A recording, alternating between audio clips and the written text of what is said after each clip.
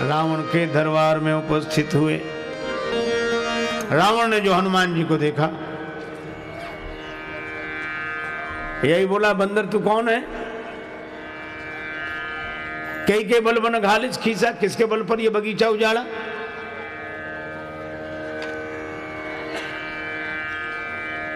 क्या मेरा नाम नहीं सुना? कीधो श्रवण सुनिस नहीं मोही। तू बड़ा निसंग दिखाई देता, देखा हूं अति असंग सट तो ही। बोलते ही गया। हनुमान जी चुप, कोई जवाब ही नहीं दिया। किसी ने हनुमान जी से कहा जवाब क्यों नहीं देते, ये बोलते ही जा रहा। हनुमान जी बोले, अब एक मुख वाला हो तो जवाब दें, 10 मुख वाले का क्या जवाब देना, जो 10 तरह की बातें करे, बोलने दें उसे। ये बोलता है, काम हम करते हैं। हनुमान जी चुप भी रहे। मुझे कोई सज्जन ने व्यंग सुना रहे थे। बादशाह अकबर ने बीरबल से कहा कि बीरबल, हम तुम्हारे पिताजी से मिलना चाहते हैं। बीरबल बोले, हुजूर हम ही काफ़ी, उन्हें काहे को परेशान करते हो? कहा नहीं नहीं, मैं मिलना चाहता हूँ। बीरबल ने कहा ठीक है। पिताजी से कहा कि बादशाह आपसे मिलना चाहते हैं। बीरबल के पिता बड़े घबराए। इतने बड़े बादशाह के सामने मैं कैसे जाऊंगा, मुझे डर लगता है, और कुछ बोलूँगा कुछ निकलेगा, गलती हो गई तो और मुसीबत। मैंने बीरबल बोले चलो चलो, आप बोलना ही मत। का तब तो और नाराज होगा कि हम सब संभाल लेंगे, आप चलो। बीरबल के पिता पहुँचे। बादशाह ने पूछा कहिए खैरियत है? वो तो घर से ही पढ़ के आए थे। कोई जवाब नहीं। क्या तबीयत खराब है? कोई जवाब नहीं। किसी से झगड़ा हो गया है? क्या बात है? कोई जवाब नहीं। तो बादशाह खींच गया तो व्यंग करते हुए बीरबल से बोला कि बीरबल, किसी मूर्ख से पाला पड़ जाए तो क्या करना चाहिए? किसी मूर्ख से पाला पड़ जाए तो क्या करना चाहिए? बीरबल बोले, हुजूर जो हमारे पिताजी कर रहे हैं।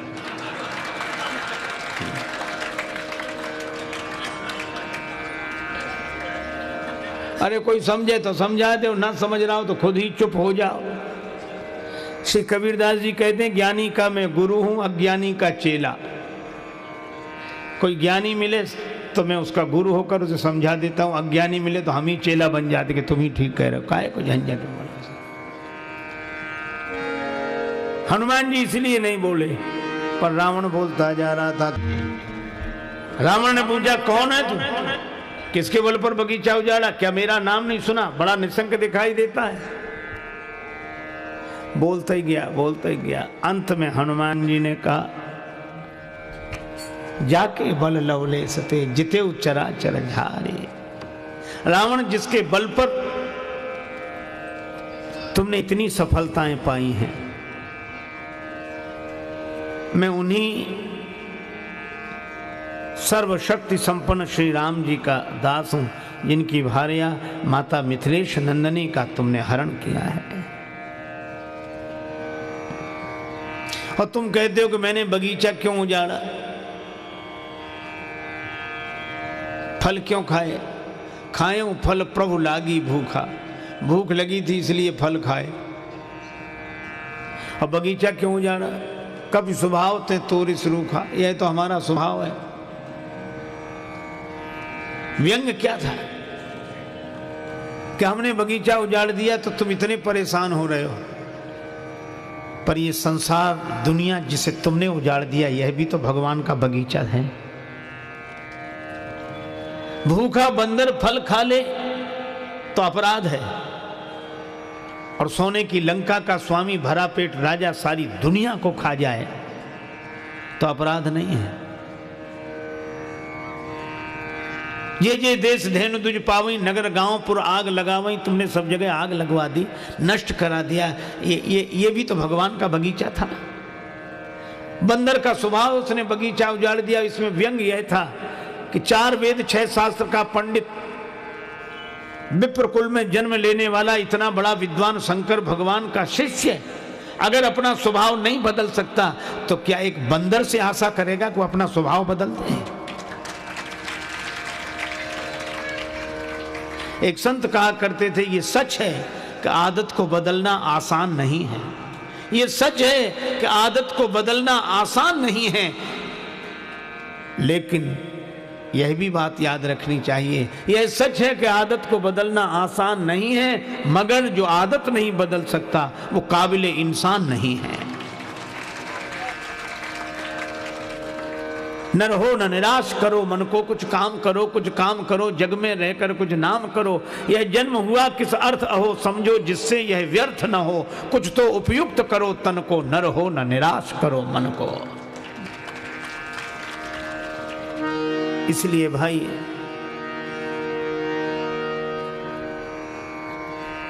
हनुमान जी ने कहा कि तुम्हें दूसरे के दोष दिखते हैं, अपने नहीं। अब मैं एक प्रार्थना कर रहा हूं, हाथ जोड़े विनती करो जोरी कर रावण। और क्या कहा? अभिमान छोड़ दो। और अभिमान छोड़ने की बात वही कह सकता है जो पहले खुद अभिमान छोड़े। हनुमान जी कहते हैं तुम्हारे हाथ जोड़ते हैं, विनती करो जोरी कर रावण। सुनो मान तज मोर सिखावन, अभिमान छोड़कर मेरी बात सुन लो। तुम अपने कुल का विचार करो, उत्तम कुल पुलस्त कर नाती। अरे भ्रम छोड़कर भगवान का भजन कर। राम जी के चरणों को हृदय में रख ले। अच्छा, एक कितनी सुंदर बात हनुमान जी ने कही। हनुमान जी ने कहा कि रावण तेरा दिमाग तो ठीक है, बौद्धिक क्षमता तो 10 गुनी है, 10 सिर हैं तेरे, पर दिल खराब है। अच्छा, यह समस्या बड़ी जटिल है।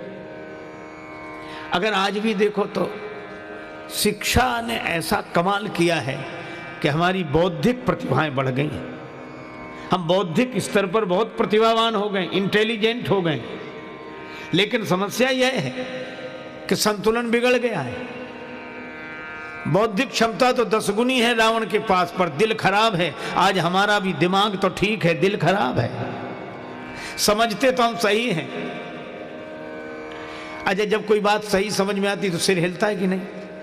जब कोई कहते बात ठीक है तो ऐसे कहते हाँ ठीक है, मतलब सिर स्वीकार कर रहा है कि बात ठीक है।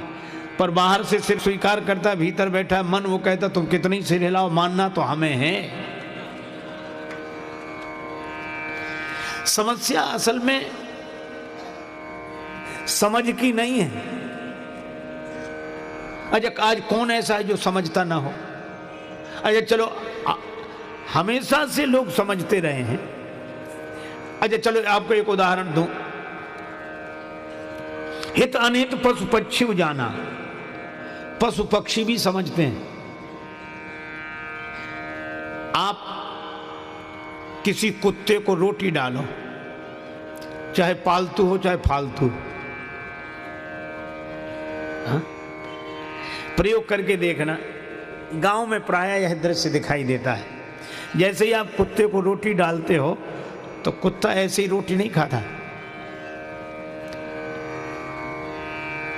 पहले रोटी की तरफ देखेगा, फिर रोटी देने वाले की तरफ देखेगा, फिर 2 पांव से खड़ा हो जाएगा, फिर बैठेगा, फिर पूंछ हिलाएगा।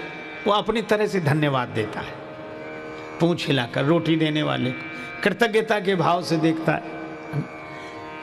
फिर एक पांव पर रोटी रखेगा, दूसरे से दबाएगा, फिर तोड़कर खाएगा और रोटी जहां डालोगे वहीं खाएगा। अच्छा, वही कुत्ता वही रोटी अगर चुराए तो वहीं खाएगा जहां चुराई है उसने। कभी भी देख लेना, आप रोटी डालोगे तो वहीं खाएगा जहां आपने रोटी डाली है, और रोटी अगर चुराएगा तो दुम हिलाएगा नहीं, दुम दबाएगा, और 3 मकान बाद किसी गली में छिपकर खाएगा। क्योंकि कुत्ता भी जानता है कि ये ईमानदारी की रोटी है और ये बेईमानी की रोटी है। कुत्ता भी जानता है कि ये सही है, ये गलत है। कुत्ता भी सही गलत जानता है। क्या हम सही गलत नहीं जानते? और अगर नहीं जानते तो समझाते क्यों हैं एक दूसरे को? समझते तो हम सही हैं। और सबसे बड़ी विडंबना यह है कि समझ हमारी जितनी सही होती चली जा रही है, जिंदगी उतनी ही गलत होती चली जा रही है। इसीलिए हमारे यहां 2 शब्द हैं। देखो, एक बात याद आ गई। भगवान श्री कृष्ण ने दुर्योधन से कहा कि पांडव संतोषी हैं, 5 गांव दे दो। दुर्योधन ने कहा सूची अग्रम नैव दास्यामि बिना युद्धेन केशव, सुई की नोक के बराबर जमीन भी बिना युद्ध के नहीं दूंगा। भगवान श्री कृष्ण ने कहा यह धर्म है। दुर्योधन बोला मैं कब कहता हूं कि यह धर्म है, मैं तो कह रहा हूं अधर्म है। तो जानकर अधर्म क्यों कर रहे हो? का विडंबना यही है, जानामि धर्मम नचमे प्रवृत्ति और जानामि अधर्मम नचमे निवृत्ति। केनापि देवेन हृदय स्थितेन यथा नियुक्तोस्मि तथा करोमि। मैं जानता हूं कि धर्म क्या है पर उसमें मेरी प्रवृत्ति नहीं है, और मैं जानता हूं कि अधर्म क्या है उससे मेरी निवृत्ति नहीं है। कोई ऐसी जबरदस्त ताकत मन में बैठी हुई है, जैसा नियोजित करती है मैं वैसा करने के लिए विवश हो जाता हूं। अच्छा, दुर्योधन ने जो बात कही है वो हम सबके लिए प्रेरणादायी है। कौन नहीं जानता कि ये काम गलत है, फिर करता क्यों है? विवश है, किससे विवश है? दुर्योधन को भगवान श्री कृष्ण ने उत्तर नहीं दिया, अर्जुन को उत्तर दिया गीता में, और यही कहा कि प्रत्येक प्राणी अपनी प्रकृति से परवश होकर कर्म करता, विवश है। प्रकृति माने स्वभाव, हम अपने स्वभाव से मजबूर हैं। समझ तो ठीक है, समझाने वाले भी ठीक हैं, समझने वाले भी ठीक हैं, समस्या स्वभाव की है। तो ये स्वभाव बदले कैसे? अपने यहाँ दो शब्द हैं, एक है शिक्षा और एक है दीक्षा। एक है शिक्षा और एक है दीक्षा। शिक्षा चेतन मन पर काम करती है और दीक्षा अवचेतन मन पर काम करती है। शिक्षा बुद्धि को सुधारती है, लेकिन जो दीक्षा है वह मन को बदलती है, स्वभाव को बदलती है। हम लोग शिक्षा सीख गए, दीक्षा का हमें पता नहीं। अच्छा, ऐसे भी कई संत हुए जिन्हें जो शिक्षित नहीं थे पर उनके जीवन में दीक्षा थी, इसलिए वे बोलकर तो नहीं बता पाते थे लेकिन जिंदगी सही जीते थे। और ऐसे भी हम लोग हैं जो बोलकर तो सही बताते हैं पर दीक्षा के अभाव में जिंदगी सही जी नहीं पाते हैं। स्वभाव जब बदलेगा कबीरा यह मन मलिन है, धोए न छूटे रंग, कै छूटे हरि नाम सो कै संतन के संग। स्वभाव जब बदलेगा तब केवल एक उपाय है। अच्छा, एक बात आप सोचो, एक सज्जन हमसे कह रहे थे कि रावण के सचमुच 10 सिर थे क्या? रावण के 10 सिर थे? हमने कहा हमको तो आज तक मिला नहीं है और भगवान न करे कि कभी मिले, लेकिन ग्रंथों में यही लिखा कि उसके 10 सिर थे। अगर उसके 10 सिर हों तो तुम्हें क्या परेशानी? का परेशानी यह है कि जब उसके 10 सिर थे तो एक सिर बीच में रहता होगा, 5 सिर एक तरफ, 4 सिर एक तरफ, तो जिधर 5 सिर होंगे उधर वजन ज्यादा होगा, जिधर 4 सिर होंगे उधर वजन कम होगा। तो उसकी गर्दन का बैलेंस कैसे ठीक बैठता होगा? तो टेढ़ी रहती होगी, वो तो टेढ़ी रहती होगी।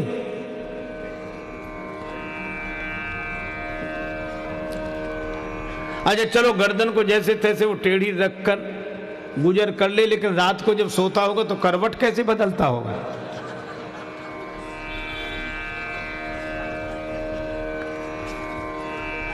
देखो भैया, एक महात्मा ने उत्तर दिया कि वो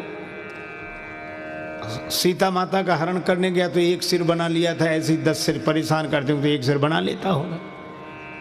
पर तुलसीदास जी क्या कहना चाहते कि रावण को ज्ञान तो है लेकिन उसका ज्ञान गया कहाँ?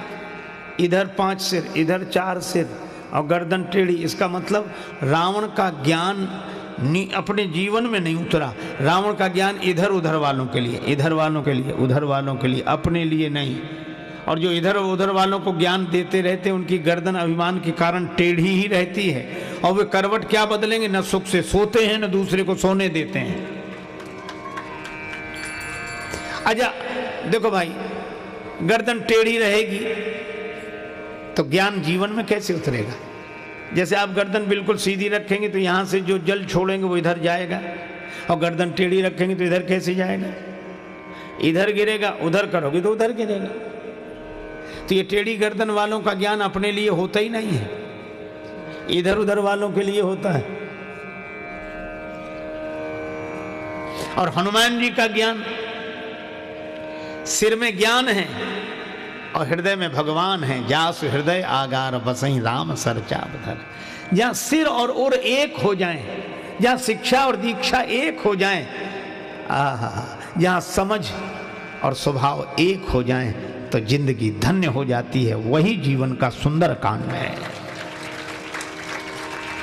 तो ये स्वभाव कैसे सुधरे? पढ़ने लिखने के बाद भी नहीं सुधर रहा है। हनुमान जी बोले राम चरण पंकज उर्धरहु लंका अचल राज तुम करहु।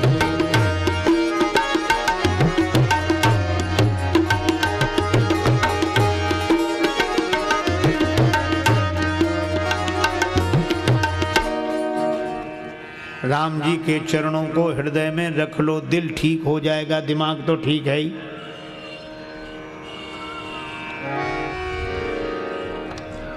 रावण बोला कि आज तक ये हमें किसी ने नहीं समझाया, तुम ही एक मिले हो। सब हमारी प्रशंसा करते रहे, अगर ये कमी थी तो दूसरों ने क्यों नहीं बताई किसी ने? हनुमान जी बोले रावण दो तरह के फोटोग्राफर होते हैं, एक कैमरे वाले, है ना, हम लोग देख ही रहे फोटो, एक फोटो कैमरा खींचता है। अच्छा, कैमरे को आपके भीतर से कोई मतलब नहीं कि आप दुखी हैं कि हैरान हैं कि परेशान हैं, आपका मन खुश है कि, कैमरे को इससे कोई मतलब नहीं। तो बाहर आप जैसे हैं वैसे ही दिखा देगा, बिल्कुल आप देखो। इसलिए कैमरा जिसकी तरफ मुड़ता है वही आदमी थोड़ा संभलने लगता है, ऐसे ऐसे होने लगा। और इस तरह होता है कि बगल वाले को पता भी ना लगे, वो सोचता है कि फोटो ना बिगड़ जाए, भले ही वो देखने को ना मिले पर बिगड़े तो नहीं। अच्छा, आसान भी है, बाहर से ही तो थोड़ा ठीक करना अपने को, भीतर जो भी बना रहे कोई दिक्कत नहीं। कैमरे को आपके भीतर की दुनिया से कोई लेना देना नहीं। इसीलिए आप देखो, जब विवाह शादी होती है, माता पिता अपनी बेटी को विदा कर रहे होते हैं, उनके हृदय का टुकड़ा विदा हो रहा है, बेचारों के आंखों में आंसू होते हैं, रोते हैं। उसी समय हमारे ये फोटो खींचने वाले भाई लोग कैमरा लगाते हैं और फिर कहते जरा इधर,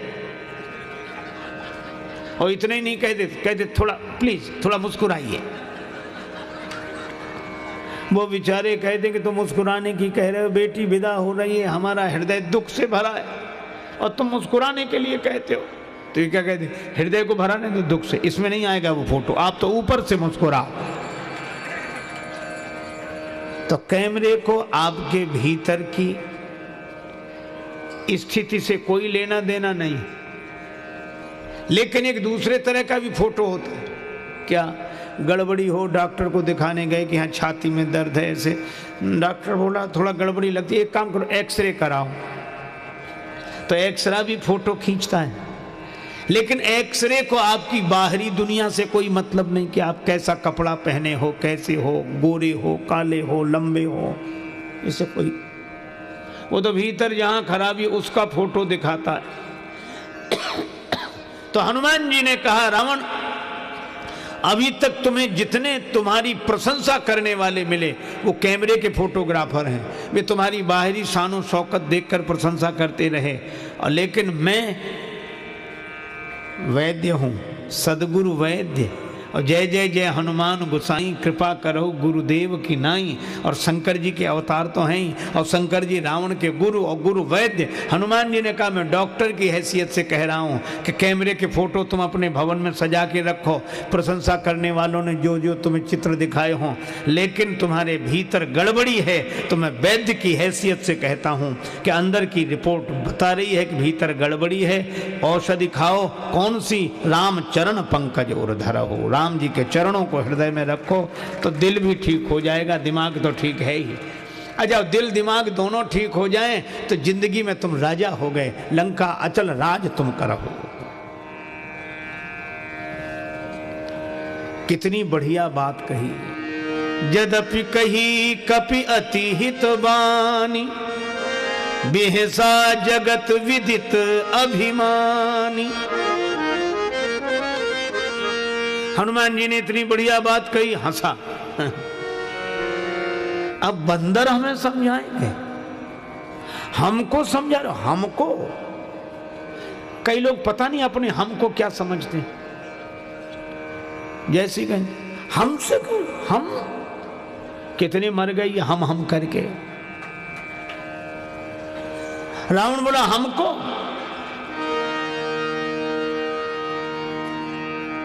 हमें समझाने का फल जानते हो? हनुमान जी ने कहा क्या है? रावण बोला मृत्यु निकट आई खल तो ही लागे सी अधम सिखावन मोही।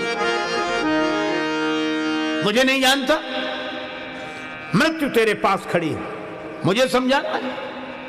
काल की अधिष्ठात्री शक्ति मृत्यु को रावण ने हनुमान जी के बगल में खड़ा कर दिया। हनुमान जी डरे नहीं, मौत बगल में खड़ी।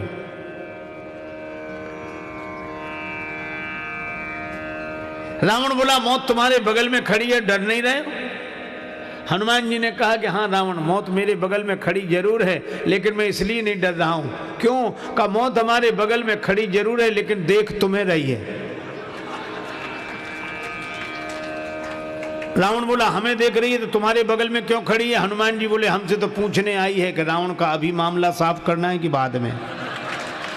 हम तो उसे रोके हुए हैं।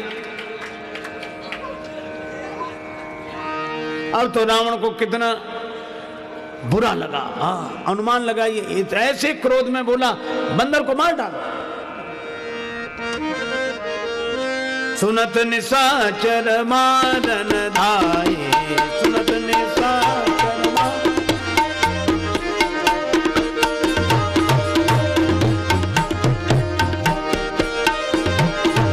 मारन धाये, सुनत निशाचर निशाचर मानन, सुनत निशाचर मानन, सुनत निशाचर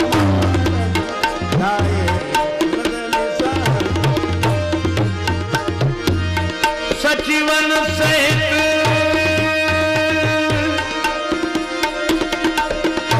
विभीषण आए,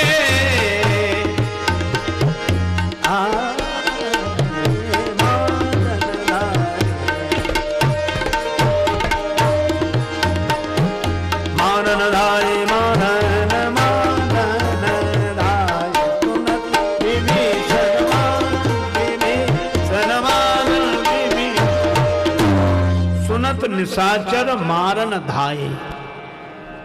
रावण ने कहा बंदर को मार डालो, राक्षस मारने के लिए दौड़े। हनुमान जी डरे नहीं। जिसके रक्षक हैं श्री राम, उसे कोई मार नहीं सकता। प्रभु जगन्नाथ का भक्त जगत से हार नहीं सकता। प्रभु जगन्नाथ का भक्त जगत से हार नहीं सकता।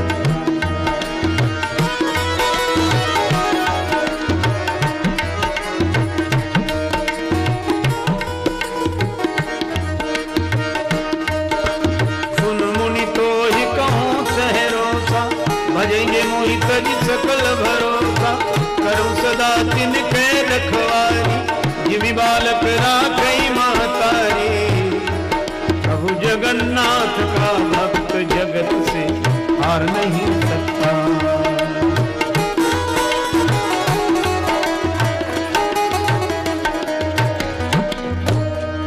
राक्षस मारने के लिए दौड़े। हनुमान जी ने मन ही मन सोचा कि हमारे साथ हैं भगवान, तू अकेला नहीं प्यारे, राम तेरे साथ में। रावण अगर राक्षसों को मारने के लिए भेज रहा है तो कोई बचाने वाला आएगा, और बचाने वाले आ गए। कौन? श्री विभीषण जी।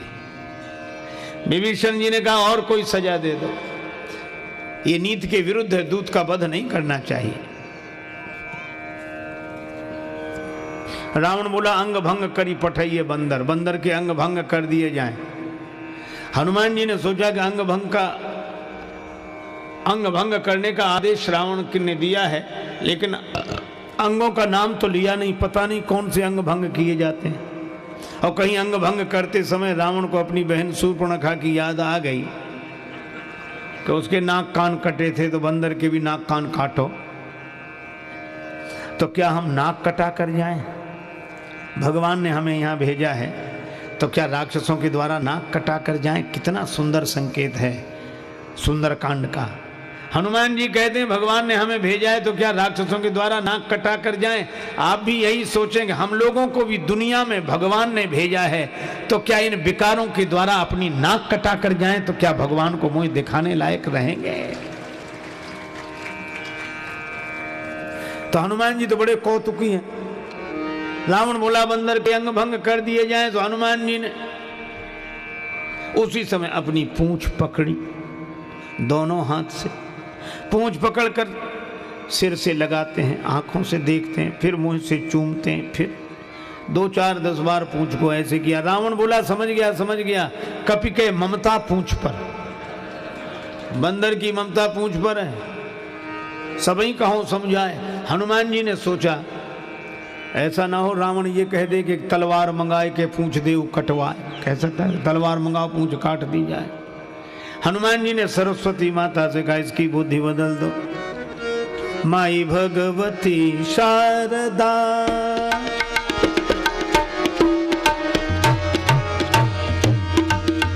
माई भगवती शारदा शारदा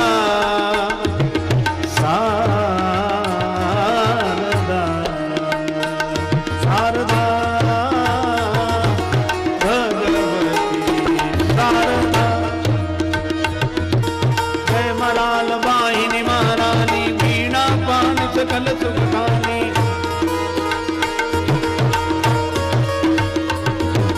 जय मराल वाहिनी महारानी बीणा पानी सकल गुणगानी हरि भक्ति विमल वरदा माई भगवती शारदा माई भगवती शारदा।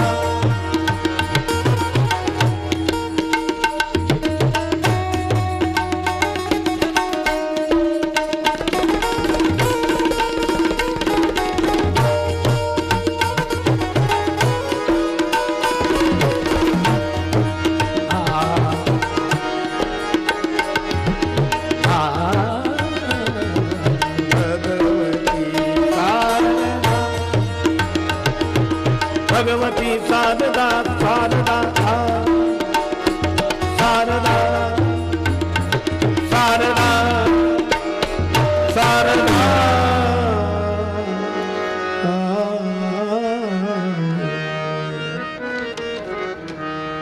सरस्वती माता की प्रार्थना मानो हनुमान जी ने मन ही मन की।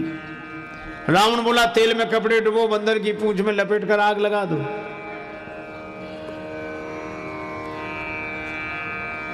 बचन सुनत कपि मन मुस्काना, भई सहाय सारद में जाना। सरस्वती जी ने सहायता कर दी।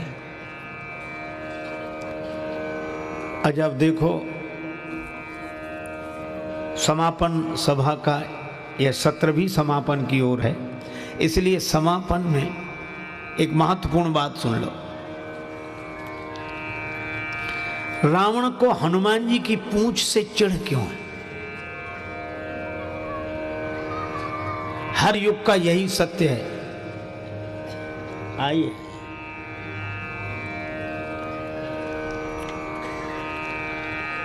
हर युग का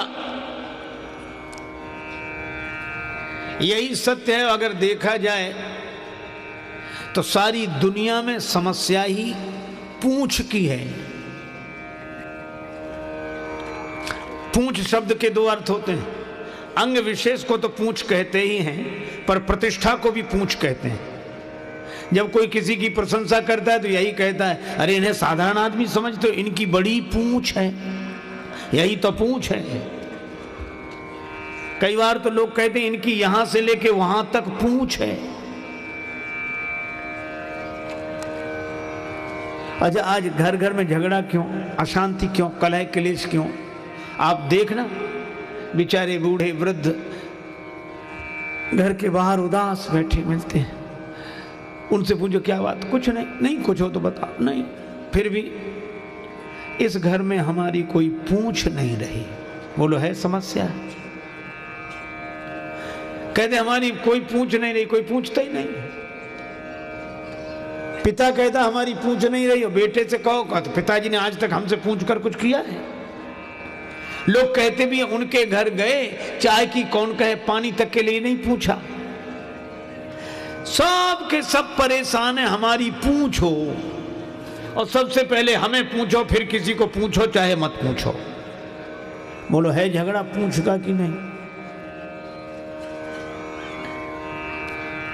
सब पूछ के पीछे पड़े हैं, और हनुमान जी के पीछे पूछ पड़ी है। अच्छा, पूछ पीछे तो हनुमान जी को दिखती नहीं। जो अपनी पूछ की ओर नहीं देखता, भगवान की ओर देखता है, पूछ उसके पीछे पड़ जाती है। अच्छा, रावण को हनुमान जी की पूछ से चिढ़ क्यों है? रावण है दुर्जन, हनुमान जी हैं सज्जन। हर युग का सत्य है, कभी भी किसी दुर्जन को किसी सज्जन की बढ़ती हुई प्रतिष्ठा की पूछ सहन नहीं होती। रावण को यह लग रहा है कि इनकी पूछ, और हमारे यहां लंका मेरी, मैं लंका का राजा, और हमारे यहां इनकी पूछ। यही तो समस्या है, जिसका रोना उसका यही तो रोना, हमारे यहां इनकी पूछ। तो क्या करता है? जला देना चाहता है। और जला क्यों देना चाहता है? जलने वाले तो जलाएंगे ही। ईर्ष्या की आग जिनके मन में लगी है वे तो जलाएंगे ही। हनुमान जी की पूंछ को, प्रतिष्ठा को ईर्ष्या की आग में जला देना चाहता है रावण। यही हर युग का सत्य है। हर एक दुर्जन, हर एक सज्जन की प्रतिष्ठा की पूंछ को ईर्ष्या की आग में जला देना चाहता है। अच्छा, इसमें सहयोग भी किया। आप ऐसा ना समझो कि सज्जन लोग ही सहयोग करते हैं, रुपया पैसा सामग्री देकर सज्जन ही सहयोग नहीं करते, दुर्जन भी इकट्ठा करते हैं। अगर किसी का जीवन बनाना हो, जीवन निर्माण करना हो तो सज्जन सहयोग देते हैं, और किसी का जीवन नष्ट करना हो तो दुर्जन सहयोग देते हैं। किसी तरह इसके बंदर की पूंछ जल जाए, चाहे जितना कपड़ा ले जाओ, घी ले जाओ, तेल ले जाओ, पूरे लंका के राक्षसों ने अपनी ओर दम से दिया। और रावण कहता तेल में कपड़ा डुबो, लंका नगर निवासी कहते हमारे यहाँ घी की कोई कमी है क्या? रहा न नगर बसन घृत, जब घी खत्म हुआ तब तेल। हनुमान जी के पास राक्षसों ने कहा कि घी तो खत्म है। हनुमान जी बोले तेल बचा है, जैसी जिसकी श्रद्धा ले आओ, हमें सब स्वीकार है। रावण डांट रहा था, मूर्ख को घी के लिए कहा किसने था? राक्षस बोले हमने समझा बंदर की पूंछ में थोड़ा बहुत ही लगेगा, वो तो बढ़ती ही जा रही है। और कितना बढ़िया संकेत है, बाड़ी पूंछ कीन कभी खेला। जब जब कोई दुर्जन किसी भक्त सज्जन की प्रतिष्ठा की पूंछ को ईर्ष्या की आग में जला देना चाहता है, तब तब भक्त की पूंछ और बढ़ती है। यही सुंदरकांड का संकेत है। आग लगनी बाकी थी। हनुमान जी ने सोचा कि हमारी पूंछ जलाने के लिए घर घर से चंदा हुआ है, किसी ने घी, किसी ने तेल, किसी ने कपड़ा दिया है। तो अब जहां जितना जिसका सहयोग है ना, प्रसाद भी तो वहां उसको देना पड़ेगा कि नहीं? लोग कहते इन्होंने हमारा सहयोग किया, इनको प्रसाद। हनुमान जी बोले हमारी पूंछ जलाने में इतने लोगों ने सहयोग किया है तो कुछ प्रसाद। तो एक बार घूम कर देख लें तो ठीक। तब तक रावण बोला बंदर को नगर में घुमाओ। हनुमान जी नगर घूमने गए, देख लिया हर एक के घर से कुछ ना कुछ आया है, सबको प्रसाद देना है। एक विभीषण जी के घर से कुछ नहीं आया, उन्हें कुछ प्रसाद नहीं देना। आग लगाई गई पूंछ में तो हनुमान जी को पता ही नहीं लगा। पता कब लग गया? जब पावक जरत दीख। अच्छा, अग्नि लग जाए तो देखने से पता लगेगा कि लग गई कि नहीं? अग्नि तो खुद बता देगी, पर हनुमान जी ने जब देखा तब पता लगा। पावक जरत देख हनुमंता, बस बड़ा बढ़िया काम किया। क्या? बिल्कुल छोटे बन गए। भय परम लघु रूप तुरंत था। और कितनी अद्भुत बात है, किसी की प्रतिष्ठा की पूंछ में कोई ईर्ष्यालु आग लगावे और उस आग के प्रभाव से बचना है तो आप अपने को छोटा समझ लो, तो उस आग की जलन आपको व्यापेगी नहीं, छोटे बन जाओ। यही सुंदर काम है। भयउ परम लघु रूप तुरंत छोटे बनते ही जिस बंधन में बंधे थे उससे निकल गए। निबुक चढ़े कप कनक अटारी, फिर बड़ा विशाल रूप हुआ। और कितनी बढ़िया बात, जो क्षुद्र अहम से ऊपर उठ जाते हैं उनके बड़े होने में परमात्मा का बल विक्रम दिखाई देता है। कपि बढ़े लाग आकाश बाल दी विशाल विकराल ज्वाल जाल मानो लंक लील वेकों काल रसना पसारी है। नगर तो जलकर राख हो गया, हनुमान जी ने क्या किया, पूंछ बुझाई होई श्रम धरी लघु रूप बहोरी जनक सुता के आगे ठाड़ भये कर जो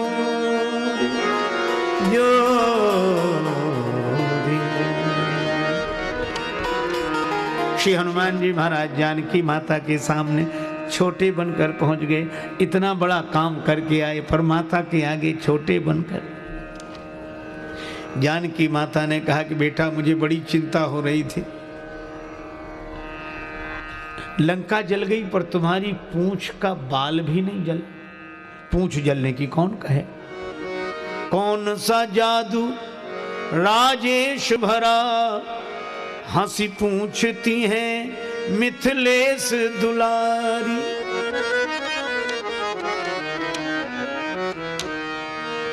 जानकी माता ने कहा लंका जलाने के बाद भी तुम्हारी पूंछ नहीं जली। बोले कपि ही राघव आगे हैं। हृदय में राम जी बैठे हैं और शारीरिक संरचना में हृदय आगे है और हृदय में बैठे हैं राम जी। बोले कपि ही राघव आगे है, पीछे है पूंछ रहस्य है भारी।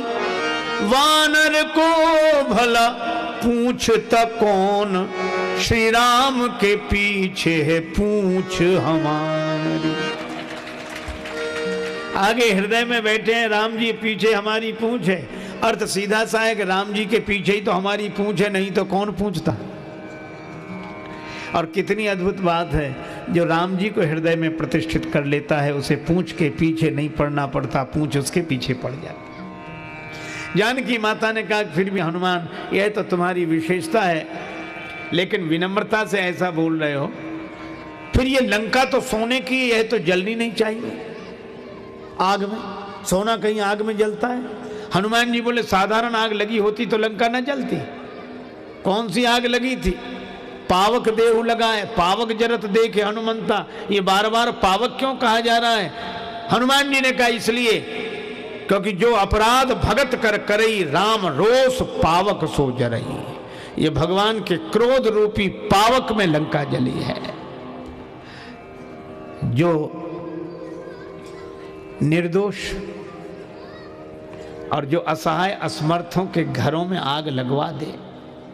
रावण ने यही किया, जे जे देश धैनु दुज पावई, नगर गांव पुर आग लगावई। जो ऐसा अत्याचार करता है उसका अपना घर भी सोने का भी क्यों ना हो तो भी बिना जले रह नहीं सकता। यह संकेत है। अजय एक अद्भुत बात, हनुमान जी महाराज ने कहा कि पावक ने लंका जलाई। आपका भगवान का क्रोध ही पावक है। सीता मैया बोली तो आग तो अपने पराये को नहीं देखती, जो आ जाए उसी को जला देती है। हनुमान जी ने कहा कि माता उस पावक में जलाने की शक्ति है पर बचाने की भी शक्ति बैठी थी। आग में बचाने की शक्ति कौन? हनुमान जी ने कहा कि माता श्री राम जी ने आपसे ही तो कहा था तुम पावक मह करहो निवासा, तो आप भी तो उस पावक में बैठी हुई थी, इसलिए मैं बच गया। मुझको तो आपने बचाया, आपकी कृपा ने। और जैसे पावक में रहकर आप नहीं जली तो मैं कैसे जलता? जानकी माता बोली मैं तो प्रभुपद ही धरी अनल समानी, इसलिए नहीं जली। भगवान के चरणों को हृदय में रखकर आग में बैठ गई, पावक में बैठ गई। हनुमान जी बोले माता आप भी जानती थी कि मुझे भी पावक का सामना करना पड़ेगा, इसलिए आपने पहले ही कह दिया रघुपति चरण हृदय धरी तात मधुर फल खाओ। मैं भी राम जी के चरणों को हृदय में रखे हुए था। हनुमान जी महाराज राम जी को संदेश देते हैं।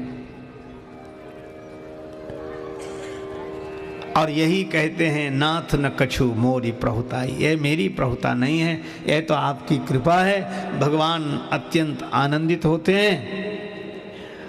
पूरे सुंदरकांड के बाद आगे के प्रसंग भी देखें तो सब जगह हनुमान जी महाराज दिखाई देते हैं। चाहे विभीषण जी की शरणागति हो, चाहे सुखेन वैद्य और संजीवनी बूटी लाकर लक्ष्मण जी को जीवन दान देने की हो, सब जगह। और जब रावण आदि राक्षसों पर भगवान ने विजय प्राप्त कर ली तो जानकी माता को संदेश देने हनुमान जी गए। रघुपति दूत जानकी चीन्हा और यही कहा, सुन सुत सद्गुण सकल तब हृदय बसहु हनुमंत। श्री हनुमान जी महाराज के हृदय में समस्त सद्गुण निवास करते हैं। जानकी माता ने ऐसा कहा। और भगवान श्री सीताराम जी वानरों के साथ श्री लक्ष्मण जी के संग अयोध्यापुरी लौटे। विभीषण को राजा बनाकर, पर विभीषण जी भी संग आए। अयोध्या में श्री भरत सोच रहे हैं भगवान को आना आज ही था। अवधि यही है अवधेश वचनों की, और अवधि यही है अवधेश पद पाने की। अवधि यही है प्रभु के अवध आने की, न आए तो अवधि है हमारे प्राण जाने की। और उसी समय हनुमान जी ने कहा, रिपुरण जीत सुजस सुरगावत,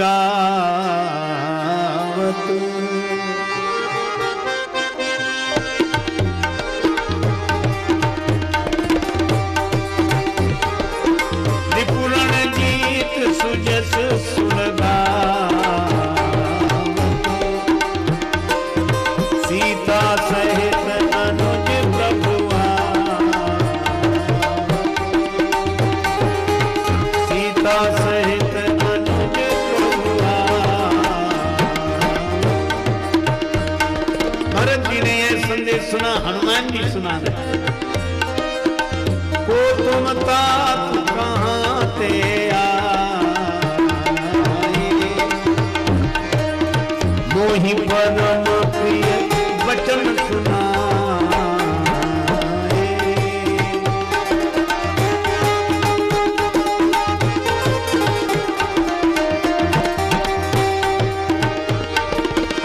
मारुत सुत में कपि हनुमान,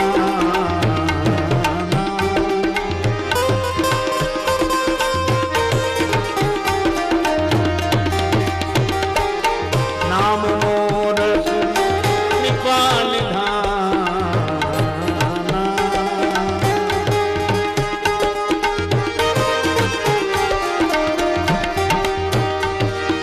दीन बंधु रघुपति कर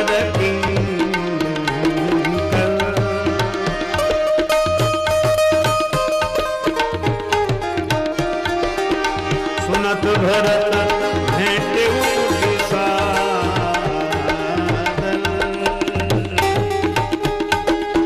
श्री भरत जी ने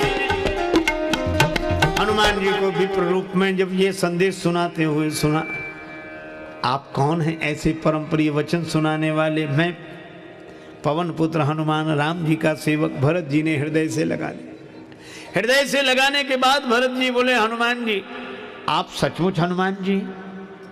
हनुमान जी बोले, और सचमुच के हनुमान जी कैसे होते? हम ही हैं। नहीं, मेरे नेत्र कहते हैं कि आप हनुमान जी हैं, लेकिन जब आपको हृदय से लगाता हूं तो मुझे यह नहीं लगता कि मैं हनुमान जी से मिल रहा हूं। नेत्र कहते हैं हनुमान जी हो, और हृदय कहता है क्या?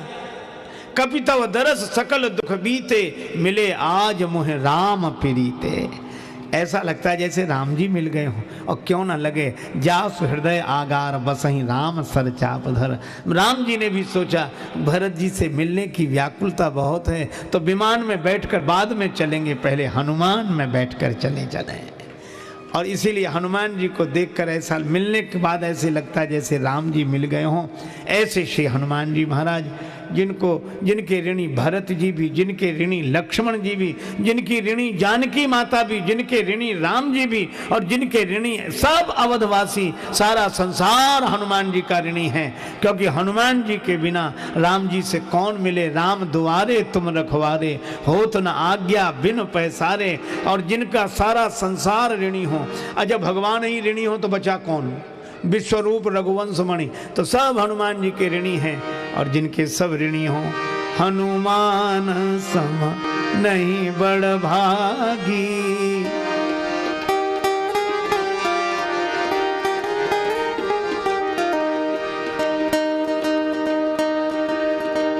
नहीं को राम चरण अनुरागी।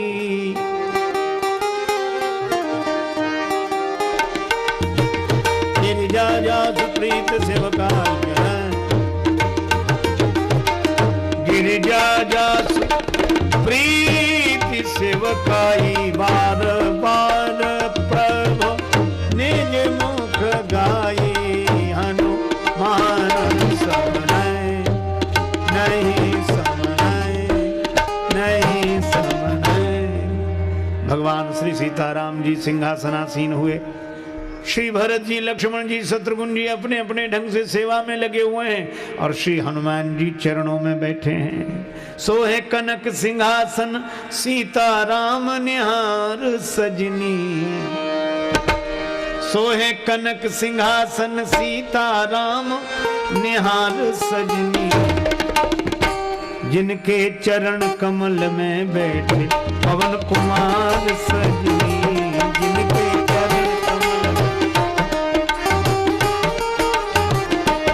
चापे चरण नयन बरसावे प्रेम रस धार सजनी। चापे चरण नयन बरसावे प्रेम रस धार सजनी। शिव जी दास भाव हित लिए स्वयं अवतार सजनी। शिव जी दास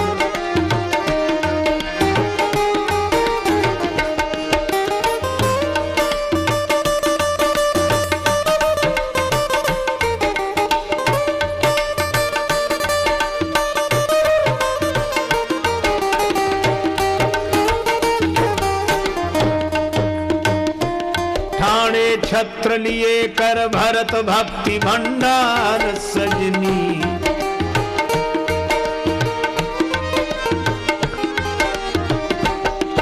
रिपु दमन डुलावे चमर होय बलिहार सजनी।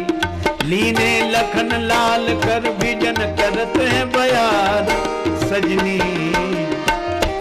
बाबा तुलसी प्रेम से जय जय रहे उचार सजनी। बाबा तुलसी प्रेम से जय जय रहे। विनती करत दीन राजेश बारंबार सजनी। विनती करत दीन राजेश बारंबार सजनी। हमरे हृदय कमल मह बसे जुगल सरकार सजनी। हमरे हृदय कमल मह बसे जुगल।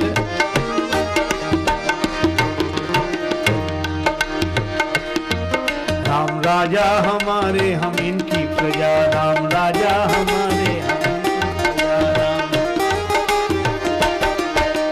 महारानी श्री जनक नंदनी। महारानी श्री जनक जिनकी कृपा में मजा ही मजा। राम राजा हमारे इनकी प्रजा। राम राजा हमारे हम इनकी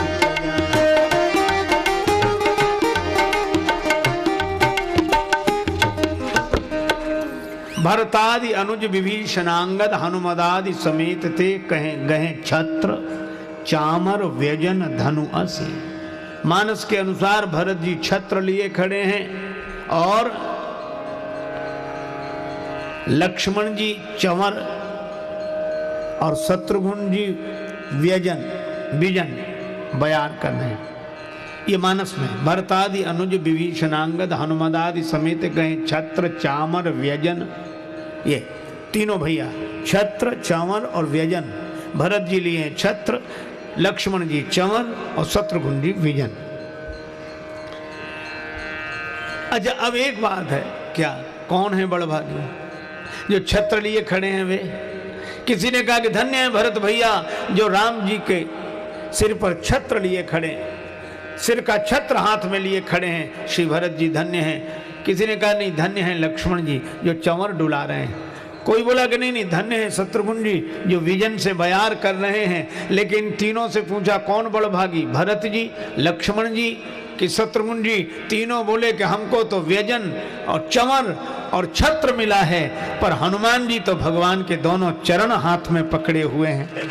इसलिए हनुमान सम नहीं बड़ भागी, नहीं को राम चरण अनुरागी। गिरिजा जास प्रीति शिवकाई, बार बार प्रभु निज मुख गाई। सत्संग परिवार द्वारा आयोजित श्री हनुमंत कथा के इन दिनों में हम लोगों ने श्री हनुमत चरित्र चिंतन भगवान श्री सीताराम जी की अहेतु की कृपा से किया। इस सभा में ज्ञानी जन, गुणी जन, भक्त जन, श्रद्धालु जन सभी उपस्थित हुए। सबका अभिनंदन वंदन। आप सबका कल्याण हो, भगवान की कृपा से सबका मंगल हो। जा सुनाम भव भेषज हरन घोर त्रिशूल, सो कृपालु मोहितो ही पर सदा रहै अनुकूल। इसी मंगलमयी भावना के साथ आप सबको बहुत बहुत साधुवाद देते हुए श्री राम दरबार का जो दृश्य श्री अवध में हम लोग देख रहे हैं, बस यही हमारी मन की अयोध्या में दरबार रहे और श्री सीताराम जी के चरणों में हनुमान जी महाराज और हनुमान जी के चरणों में हम लोग, ताकि हनुमान जी के माध्यम से हम भी भगवान श्री सीताराम जी के चरण भक्ति का प्रसाद प्राप्त कर सकें। यही भावना व्यक्त करते हुए अपनी शब्द सुमनांजलि भगवान श्री सीताराम जी के चरणों में अर्पित। आप सबका मंगल हो, यही प्रभु के चरणों में प्रार्थना। सर्वे भवन्तु सुखिनः, सर्वे सन्तु निरामयः, सर्वे भद्राणि पश्यन्तु, मा कश्चित् दुःखभाग् भवेत्। ओम शांति शांति शांति।